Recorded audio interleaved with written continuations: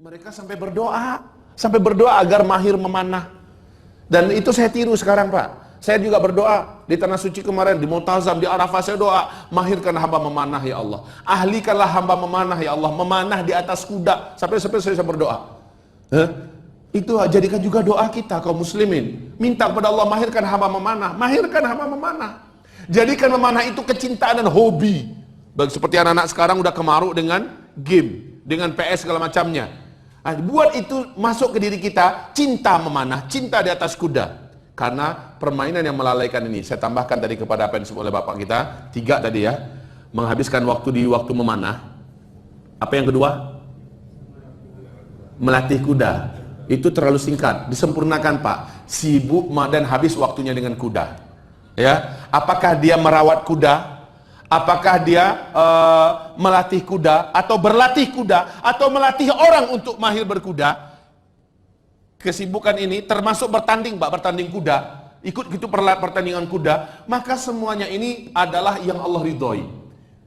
Adalah yang Allah ridhoi. Enggak tanggung-tanggung ya tentang masalah kuda lagi. Kembali lagi masalah kuda. Rasul mengatakan, tahi kuda itu. Tahi kuda, kencingnya kuda. Peluhnya kuda, keringatnya kuda.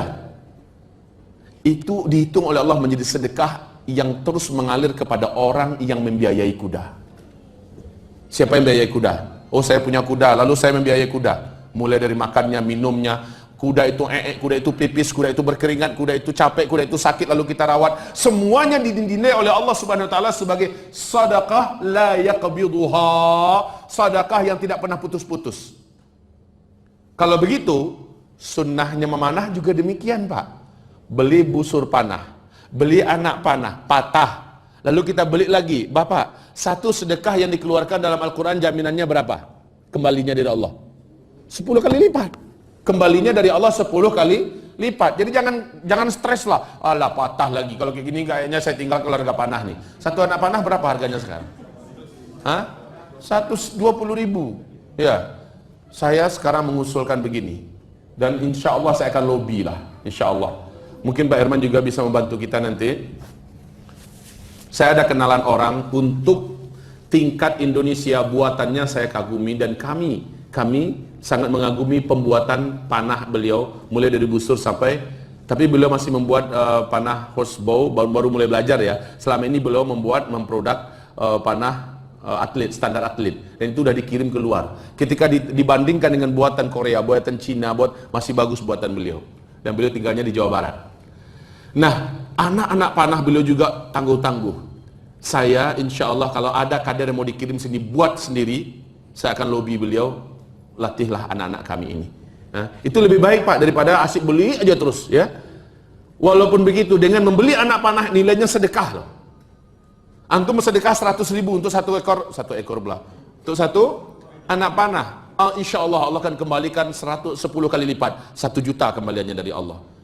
Bagaimana caranya? Allah yang atur, jangan kita yang atur caranya. Allah akan kembalikan kepada kita. Jangan stres lah, patah anak panah kita, jangan stres. Pasti Allah ganti dengan 10 lagi yang lebih baik daripada itu, insya Allah ta'ala. Saudara-saudaraku, tidak akan pernah miskin orang-orang yang berkuda, tidak akan pernah miskin orang-orang yang memanah, tidak akan miskin. Hadisnya ada tentang itu. Orang yang merawat kuda, orang yang beternak kuda, orang yang berdagang kuda, orang yang melatih kuda, orang yang berpacu kuda, la yafqar, tidak akan pernah fakir, insya Allah ta'ala. Nah, saudaraku sekalian, hamba-hamba Allah yang saya cintai, ketika kita menyimak dan mendengarkan ini, maka apa yang kita keluarkan untuk jalan olahraga sunnah ini seluruhnya bernilaikan sadaqah indallah, sedekah di sisi Allah subhanahu wa ta'ala. Cuma kalau boleh memberikan masukan sedikit, waktu saya ke Malaysia, di Malaysia itu mereka memanah, memang di belakangnya itu tanah yang digundukkan tanah kira-kira 2 meter sampai 3 meter ya.